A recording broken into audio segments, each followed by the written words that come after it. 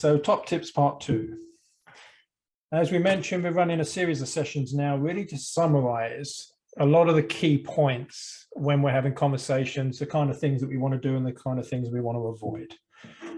Obviously, there's going to be a lot of value in looking into the substance of why we make those key points. But obviously, in summary, you can get a lot of good information in a short space of time. So we're going to take a look at the typical conversation very briefly, going to look at the 3 steps to reaching people overview. These are the 3 main elements that we've been able to summarize the whole project into 3 categories. And then we're going to look at the summary of these key points, the part 2. Obviously, last week we had part 1. And then we're going to have a Q&A. So much of the prior presentations or information on the project, we've looked at what drives behavior, the role of emotions in perception, decision models, how we're influence conditioned. And I'm just going to flick through these pretty quickly because these are all on the channel on the website. How to debate, it's actually quite a key. When you really get competent, you really want to start to learn how to debate. We've got a nice course on that. It's very short, very sweet, and will actually, I found it significantly improved my ability to debate in a very short space of time. Dynamics and mindset, these, in my opinion, are the 2 most important things. You get these right and you can pretty much be, just average at everything else, and you'll really be able to connect. Ethics and goal of the project is very key. When you start getting very influential in the way that you can present arguments and debate and speak and connect, obviously ethical concerns come in, and we've really got to be, in my opinion, very ethical. Otherwise, we're going to find ourselves in the position that we're in now when other people have used it for their own gain. So what is a typical conversation that many of us experienced throughout the course of the last couple of years and appears to be continuing with different subjects, same problems? So what happens is that in this example, we've got Jane and Joe blogs, brother and sister. Jane presents a fact, bomb, bounces back most of the time in certain situations. And it's when the fact differs from what Joe currently believes, it's almost always going to bounce back. It's always almost going to bounce back if Jane and Joe see themselves in different camps, different groups. So if one's pro-XXX, the other's anti-XXX, you can pretty much assume that they're going to ignore everything that each other says. That is the power with labels and also the problem, and that they create these echo chambers. So effectively, what's really going on in conversations is that each of us is standing on a soapbox. This soapbox represents all the knowledge, memories, experiences, how we see ourselves, what we think about certain subjects, and pretty much we just project that out into the conversation. If what you're bringing into the conversation differs what's in Joe's soapbox, then he's going to dismiss it nearly every time. So the question is, how can you get information into the soapbox? Because then the person that's standing on it's actually going to change their opinion. This is what happens when you actually finally reach someone. We recommend watching the Weapons of Mass Communication, which is 3 main ways to get into the soapbox are stories, metaphors, and questions. Story will be 22 times more powerful than just presenting a fact, but there are many elements to it, which obviously we go through within the project. So the 3 main steps of reaching people, and it's in this hierarchy that the mindset is the most important thing. If we approach a conversation angry, or any sorts of strong emotion, it's going to really significantly affect the conversation. If we don't have confidence, if we can't articulate ourselves, so actually working on our mindset will have the most profound and positive effect on successful conversations. Then the conditions of the conversation. David Bohm wrote a very powerful book on this called Dialogue, that if we are in opposition to someone, then you can pretty much dismiss us getting into agreement. So we've got to get certain conditions in a conversation. A lot of it's due to dynamics, and we have a presentation on dynamics. And then, of course, once we get those 2 things out of the way, it's the form of sharing. So how we share information. We've discussed many times that just throwing a list of facts at people just generally does not work, regardless of how good or true the facts are. And as we mentioned in the previous slide, stories, metaphors, questions. But once you've got this connection, when you've got the right conditions, then you'll see information almost free flowing between people. And you'll be able to feel it because you won't have those usual sort of confrontations. So when these 3 things align, you'll invariably find that information will flow back and forwards, and then you can have a really open, honest conversation, and people can really begin to see things a lot clearer. What generally happens, or what we've experienced over the last couple of years, is that these things will be very off-center, And a brief example of one on each would be that in the mindset, if either person feels threatened by the other person, that includes the ego feeling threatened. Quickest way to do that is say you are wrong. If that happens, then the conversation is not going to go well. People will literally resist what you're having to say if we meet those conditions. Do not step in the ring. One of the main things, if you literally step into the ring person, if you see each other as opposition, all the empirical studies show that we will dismiss the information from the other group. So it's very key that we connect, we find common ground. And obviously the form of sharing, if you just throw a list of facts at people, it will be rejected. So one more element before we can jump straight into the tips is that one of the most important things when it comes to mindset is to not get triggered into the fight or flight response. That is to get into the emotional part of the brain. If you do, you will often see this in the other person or ourselves. And, very rightly is there to protect us, but it doesn't understand the difference between a physical threat and an ego threat. So it will trigger the same way in both situations. When we are triggered, when we trigger the gorilla, as we say, the rational mind will shut down. Good luck to trying to remember any facts or information once this happens. So, okay, so get straight on to the tips now. So when we have the first tip really is around our mindset, and that is to clear our emotions down. Obviously, this is an easy statement to make, and it's a lot easier said than done. But we run Tuesday night sessions, a free call for anyone to come and help sort of first recognize these emotions, acknowledge them, and then start to release them. Once you do, you'll find that the connection with people will be much easier. So we have many techniques. David Hawkins has got a brilliant book on it called Letting Go. I mean, there's many different ways to do it. I mean, there's certain Qigong that does have an effect as well.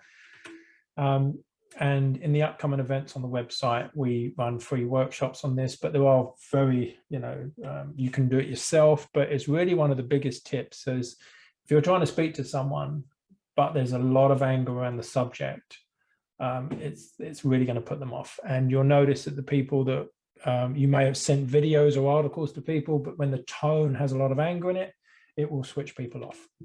Excuse me. So the second one around our mindset is really articulation. So people tend to listen to people really who's saying it, how they're saying it, and then what they're saying. So effectively, if you can come across, or really just to be very confident in what you're saying, to just have no attachment to it, people really will resonate and listen to it. When you watch these videos that we send to people, if the person's very angry, people don't watch it. There's a difference between passion and anger. So once you clear the anger down, you'll see a pure kind of passion. We have got a course on the website, the debating course. Highly recommend watching this because there's an element in it that shows you a template to learn how to start articulating a point. You just fill out the template and then you just practice it. And then in no time, you'll find yourself being able to articulate a point very well. So next tip. So watch and apply the Hotel of Knowledge and start with common ground. So there's a video on the website called the Hotel of Knowledge. And what this really means is that if we looked at all the information that we've accumulated over many years and around any one subject, you'll find that we will actually have sort of floors of information accumulating on top of each other. At the top, if we're at, speaking from our penthouse, when we get to that point, we often find ourselves with very conclusions that are tough for people to digest if they haven't been through that path. Even worse is if they've been fed falsehoods, then there's going to be such a disconnect. So really, we need to find common ground. And really, what is something we agree on? If you can talk to someone in a conversation and find something you agree on, it's very, very powerful for a number of reasons. But unconsciously, what happens is they stop seeing you as an enemy. Okay, they start coding this, and they start to see you back as the friend or the relative, or they start to see that you're on the same side. It's very powerful to build from there. So I would always advise to find a few things that we agree on and go from there. So next tip, really to lead the horse to water, but you can't make the horse drink. So really to avoid too many conclusions. Another way of saying this would be to say, if I told someone the punchline of a joke, but I didn't tell them the body of the joke, they wouldn't get the joke because they wouldn't have the information. So what happens is, often we build a lot of information, we come to a conclusion, and we try to give someone that ready-made conclusion.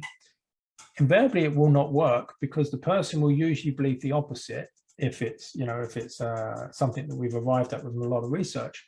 So in fact, we almost need to walk them through the story from the ground up so they can arrive at a conclusion. So I'm at the opinion now that it's better to provide the information and let someone arrive at the conclusion, and also almost to elicit realizations in people. If you give these realizations or give these conclusions, they don't tend to be that powerful because there's no substance of them for the people.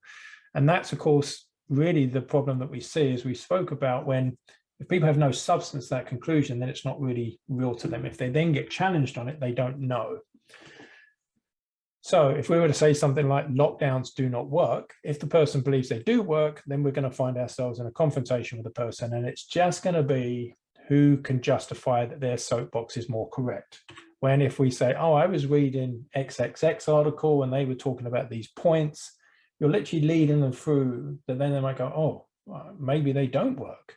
That makes sense. So, but if you push, and this is in behavioral sciences, they talk about this thing called blowback, that if you do provide a conclusion that differs, and there's many different words for the same thing really, which is you're pushing against someone's belief systems. Once they feel their belief system pushed against, they will actually resist. And in fact, all the studies show that they will hang on to their belief even more. So in fact, I'm at the opinion myself now that I really avoid giving people conclusions unless I'm in a group where we're in agreement. And at that point, it's okay. So next tip, how much space in the glass?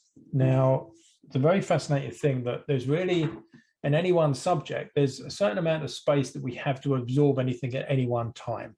If someone's very stressed out or they've had a hard day, it's not the best time to talk to them about a complex subject. And there's a very famous Zen story where an academic professor goes to visit a tea master, and he says, I'd like to tell me some about Zen. The tea master says, okay, I'll make you a cup of tea. So he boils the kettle and then he's pouring, and the cup fills up, but then he just keeps pouring and the water starts to flow over the side. And the professor can't contain himself. He says, what are you doing? It's full. No more will go in. And the Zen master turns to him and he says, yes. And like yourself, you have to empty the concepts before I can show you about Zen. So it's just one of the usual things with the Zen stories. They talk to the unconscious mind to say that, it's pointless trying to push things in somewhere where they're not going to fit. So be very conscious, and really you develop the skill when you really look at the person and you really look at their responses to what you're saying. And if you make one point, they may, oh, that's interesting. But then if you throw 5 points them at the next thing, happens is that they reach this point where they just go, no, no, no, no, and they back away. Be very conscious of this, because if you just plant a few seeds, share a few points, and then be aware that when the glass is full, you'll feel the conversation will just flow nicely. And a lot of these things, like many things, the more and more you observe, the more and more you practice, it will just come second nature. So the next tip, stay within the story at first. So what we talk about here is that, there's been a narrative that's been painted. That narrative doesn't hang together at all well, but it is a narrative that the person has had drummed in 24/7. If you go off-piste, if you start talking about subjects they've never heard of, if they've never heard of them, usually the first thing they're going to say is you're a conspiracy theorist or you're an anti-this, etc. The reason is because it's not within their understanding. The subject doesn't exist. So if you start talking about nanobots or anything like that and they've never been exposed to them, you're going to get this shut down. So it's really to stay within the story initially at first. If the person goes straight off piece, then obviously, follow them. But a lot of people don't like veering off into topics that they're not used to. So it's very wise just to stay within the topics they're used to. And you can obviously, the narrative will collapse itself with any number of relevant questions. So next one, avoid blacklisted references. Now, this is actually really important for a number of reasons, but how many of us have sent an article or a video to someone and then they just Googled that person, oh, they're a conspiracy theorist, and they send it back, with a big grin on their face or a laughing emoji. That's a very, very common thing. Now, that's where the media can be very, very successful in blacklisting someone. So they just, they won't attack the person. They attack the idea, they attack the person. The classic at the moment is Joe Rogan, where they've just been attacking the hell out of him. And you'll see very, very intentional framing. Like they say things like, controversial podcaster takes horse dewormer. Okay. And they could have said, highly successful, interviewer successfully treats COVID with ivermectin, but they don't say that. Yeah. So the framing is very intentional because it's all about painting that person and discrediting them. So what happens is if we use these people, and obviously it's very situational dependent, it's very time dependent as well, that, when you really connect with someone, it's to start with references, initially at least, that are absolutely rock solid, where they can't have anything against them. And there are plenty of professors and doctors and academics out there that do have a very solid grounding that you can use, and then you walk them through the story. So again, we've had this thing where we say, here are some articles, and then of course you're going to get back where someone will go, oh, that was in the Conspiracy Times, which funny enough, I saw that this week and that someone had posted a study, and because one of the sort of alternative media had actually shared the study, then the person used that as an excuse not to read the study. And of course, I pointed out, how ludicrous that was. So, in their weather section, whatever they said, do you just believe the opposite of that? Yeah. So it's really, so what you'll find is that people are looking for reasons to discredit things. You've also got many trolls and many sort of paid people there to try and shift the narrative. So it's been very clever first in that not giving them reason to discredit what you're saying. And then obviously being able to come up with the right question to dismiss what they're saying. And then there was another person that come up and they said, oh, the only people that can comment on this are people with PhDs. And of course, that's a very common tactic of narratives is, again, what they're doing there is they're framing it to basically dismiss 99% of the objections with one foul swoop. And of course, again, and I come back with, well, you're not allowed to order breakfast, to point out how ludicrous that statement is. If the person's making the decision, then obviously they need to be informed. So, a lot of these things are very easy to dismiss with just examples. Right, so hopefully those made sense. There's sort of, I almost feel like just to sort of summarize quickly, what we've given is a real summary of these. Really think them through. Obviously, this is recorded to watch this again, but when it comes to certain things like, we would say, stay emotionally calm in a conversation. Yeah, that's easy said, okay? That's not something you're going to have much conscious control over. You can't really decide not to be angry, okay? You can obviously work on things like taking a deep breath, etc. But what I personally do is I use EFT and a number of other things that when I do get triggered, I then review it afterwards and work out what was it about it that triggered me and then clear that down. And I find that that's very, very effective. And I've got to the point now where it's very rare. I mean, I get triggered once a month now at the moment in conversations, and people can say all sorts of things and abuse. And it's really nice when you're calm and you don't bite, because then what you can do is you can be very calm in the way that you ask information. So all the stuff is on the website at reachingpeople.net, and you can email us at reachingpeople.net. And I'm going to open up for Q&A now. And let me just stop calling.